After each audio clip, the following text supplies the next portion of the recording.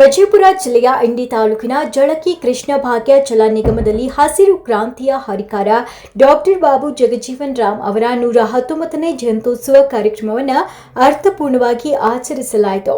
ಕರ್ನಾಟಕ ಸರ್ಕಾರದ ಅಧೀನಕ್ಕೆ ಒಳಪಟ್ಟಿರುವ ಕೃಷ್ಣ ಭಾಗ್ಯ ಜಲ ನಿಗಮ ಇಂಡಿ ಶಾಖಾ ಕಾಲುವೆ ನಿರ್ವಹಣೆ ಮತ್ತು ಪೋಷಣೆ ವಿಭಾಗ ಸಂಖ್ಯೆ 8ರ ಜಳಕಿಯ ಕಾರ್ಯನಿರ್ವಾಹಕ ಅಭಿಯಂತರರ ಕಾರ್ಯಾಲಯದಲ್ಲಿ ಎಲ್ಲ ಅಧಿಕಾರಿಗಳು ಮತ್ತು ಸಿಬ್ಬಂದಿ ವರ್ಗದವರು ಭಾಗಿಯಾಗಿ ಡಾಕ್ಟರ್ ಬಾಬು ಜಗಜೀವನ್ ರಾಮ್ ಅವರ 119ನೇ ಜನ್ಮ ದಿನಾಚರಣೆಯನ್ನು ಭಾವಚಿತ್ರಕ್ಕೆ ಪುಷ್ಪಾರ್ಚನೆ ಮಾಡುವ ಮೂಲಕ ಅರ್ಥಪೂರ್ಣವಾಗಿ ಆಚರಿಸಿದರು.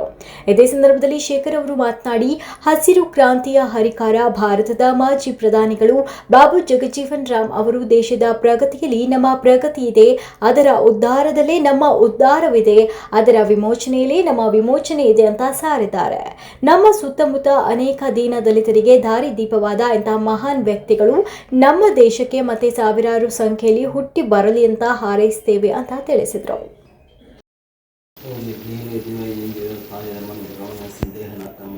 जयंत्र पूर्व साध्या संति देवं राजाधिराजाय प्रसय साई नमो वयं श्रवण कामेश्वरं शरणोपेर महाराजाय नमः.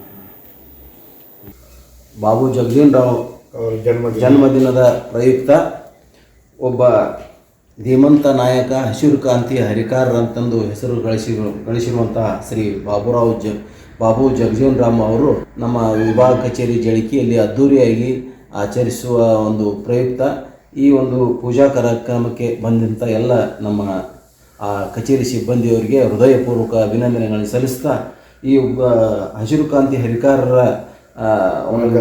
ಮಾರ್ಗದರ್ಶನದಂತೆ ಎಲ್ಲ ಶೋಷಿತ ವರ್ಗಗಳು ಇನ್ನೂ ಅಭಿವೃದ್ಧಿ ಹೊಂದಿ ದೇಶವು ಸಮಾನತೆಯ ಒಂದು ಪರಿಕಲ್ಪನೆ ಇಟ್ಕೊಂಡವರು ಏನೋ ಒಂದು ಹಸಿರು ಕ್ರಾಂತಿಯನ್ನು ಮಾಡಿದರು. ಅವರ ಒಂದು ಆಸೆ ಈಡೇರಲಿ ಎಂದು